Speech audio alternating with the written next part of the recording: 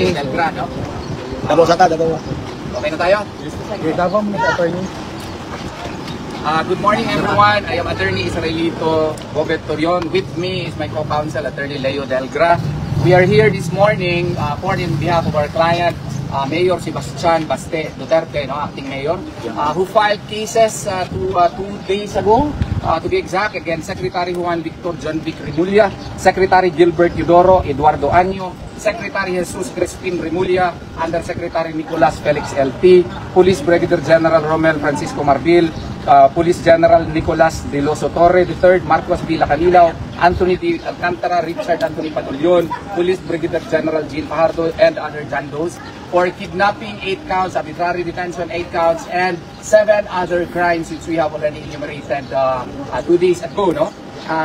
We had to file this urgent omnibus motion this morning for the inhibition of Honorable Acting Ombudsman Vargas, Dante Vargas, and to conduct the proceedings in Mindanao Station in the light of the fact that Ombudsman Vargas, the Acting Ombudsman Vargas, may not be so impartial in the handling of this case, knowing that we received reliable information that his wife is the classmate of DOJ Secretary Remulla.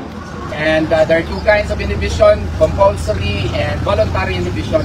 We are invoking the voluntary inhibition provisions under the rules of court, knowing that there are grounds also under that case, because we received reliable information that the complaints that we filed had already been docketed right away pursuant to the recent memorandum prior to the retirement of Ombudsman Martires, that if you file cases before any of the stations of the Office of the Ombudsman, it shall be automatically docketed.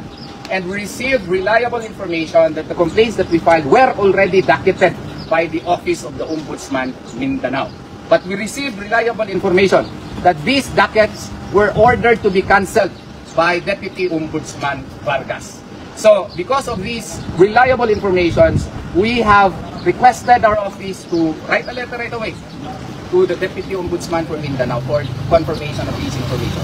Because if these are true, then this would really have a bearing insofar as the impartiality of Ombudsman, Acting Ombudsman Dante Vargas in deciding this case. So that is why that gives us more reason to politely insist that for the sake of impartiality, fairness, the Acting Ombudsman should refrain from handling the investigation of these cases. And that is why it is imperative likewise that the hearing of these cases be conducted by the Ombudsman Mindanao, because the main office is the locus criminis of the cases that we file. It happened there, and the officials concerned are high officials who are now sitting in the government.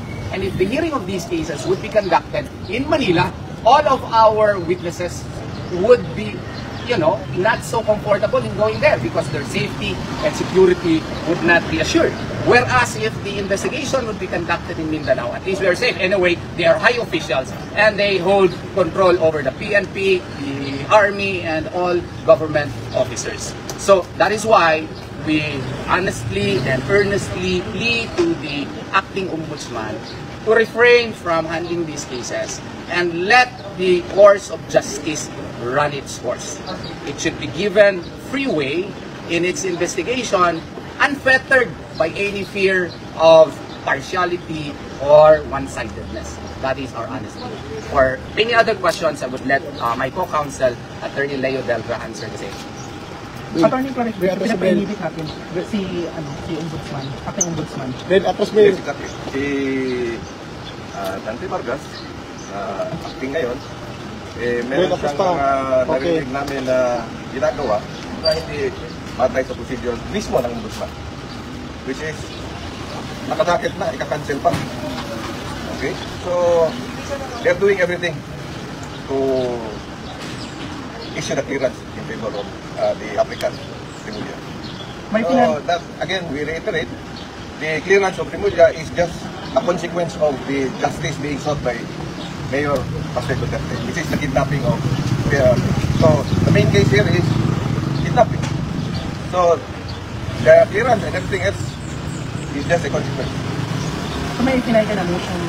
Yes, motion for inhibition of the Honorable Acting Ombudsman Vargas and that the proceedings be conducted in the Mindanao Station po. Yun po ang final namin ngayong araw. At na-receive po ito ngayong araw din po, ngayong umaga. If ever mag-grant yan, attorney, Kung mag-grant ito, dito na po yung proceedings. maghahawak ng kaso? Ang Ombudsman Mindanao po, depende na po yan sa Ombudsman kung mag-create ba sila ng panel o isang draft investigating officer po. Pero I'm very sure kung dito yan, magka-create yan sila ng panel of investigators. Kasi maraming kaso ang pinahin namin siyam. At saka sa dalawa, tag-8 counts pa. If ever hindi maano yung grant natin, hindi mag-grant yung motion, ano yung next step natin? We will file a motion for reconsideration. And then, if denied, then we will go up. We will just use all our remedies provided for under the law. Allah subhanahu wa ta'ala granted us brains, we will use it. Attorney, si DOJ Secretary is running or applicant po for being an ombudsman. How important is na wala siyang kaso at wala siyang kinikilingan. At the same time po itong acting ombudsman po natin, knowing na aspirant po siya or applicant po siya. Una, sa tanong mo, how important na wala siyang kinikilingan? Importante talaga yan kasi the Ombudsman is the protector of the people. And under Republic Act 6770, he can actually investigate any all acts or complaints or even matters of inefficiency, everything about public officials can be subject to the jurisdiction of the office of the Ombudsman. That is why the 1987 Constitution makes it imperative that he can only be removed via impeachment because of the importance of the office concerned. And that is why the person to be appointed there should be a person of integrity, beyond question, and that he should be a person who can be trusted by the people because he is supposed to be impartial, fair, and who can actually administer justice because he can decide as to who shall be removed from office administratively. He can likewise decide as to who can be filed cases before the office of the Sandigan, before the court of Sandigan Bayan, and in ordinary courts. That is how important an ombudsman is. Ulan, attorney, na ang requisites po ng pagiging ombudsman wala siyang kaso. Pero paulit-ulit po na nababasa natin sa media na binawalang bisa yung mga kaso niya. So paano po ito, attorney? Kaya nga kami, so long as may magagawin kami, gagawin kami. Kasi ngayon lang po kami nakakita ng isang kaso nang wala sa aging pa lang. Aging kasi may aging yan eh. Nang pag-file mo ng kaso, mga ganitong mga certain time ito, ma-actionat o ma-dismiss. Ang bilis ang pag-dismiss ng kaso na. Oo. Tapos, yung motion for reconsideration, parang one day yata, 2 days lang, o 3 days lang. Denied ka agad po, kuya, wow, hindi man lang pinakomment yung kabila. Kung kami magkakaso kami, kailangan muna na magbigyan yung kabilang party to comment on the motion for reconsideration. Ang pagkakarinig namin, brother, ano nangyari nun? Dismiss na rin ata yung kaya kung ganun kabilis, parang lightning dismissal. Hindi naman siguro fair yun. Attorney, under the law, pwede pa mamili ang pangulo ng ombudsman outside the listed of the JBC? That would be unconstitutional. So, that is precisely pursuant to the checks and balances provided under the 1987 Constitution, enshrined even in the 1987 Constitution, so that the other branches of the government represented by the appointees to the JBC can screen as to who can be selected by the President. That's why there's a short list. And the President's choice is limited only to the short list. So, kung wala ka sa short list, babay ka talaga. Oo, so hindi ka pwede ma-appoint. Yun po ang nasa ating Constitution po. Ayon sa Supreme Court, wala pa daw siyang clearance from Supreme Court si Remulla para masali siya doon sa shortlist. Pero bakit yung nasali ko siya? Ang pagkakaalam ko, wala siyang clearance sa ombudsman. Oo. Tapos, ngayon, ewan ko kung nasali na ba siya sa shortlist, parang hindi pa ata. Parang ang gusto ata ni Secretary Remulla, correct me if I'm wrong is that he will request the President to tell the GBC to reassess the list of choices because according to him, it is the discretion of the President to have the JBC reassess and restart all over again the process of the shortlisting. Parang yun ang pagkaintindi ko. Pwede ako magkaroon. Attorney, sinabi ni Secretary Remulla na forum shopping daw yung pagpapile natin lang. Alam mo, gusto mo makansya ka? Ganito sa mga estudyante ko ng patas, isa po sa elemento ng forum shopping, identity of parties. First element yan, may identity of parties pa. Sino ang nag-file nung una?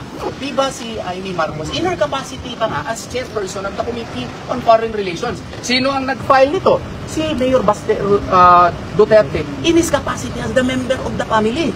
yun pa lang, wala na talaga forum shopping. Baka nakalimutan lang siguro basahin ni Secretary Remulla yung elements ng forum shopping. Wag na tayo mag-discuss pa second element, third element, doon lang sa first element, wala na po yun. Kaya nga kung kami, i-ano lang natin yun, kaya baka medyo carried away lang siya, hindi na siguro masyado naka-review.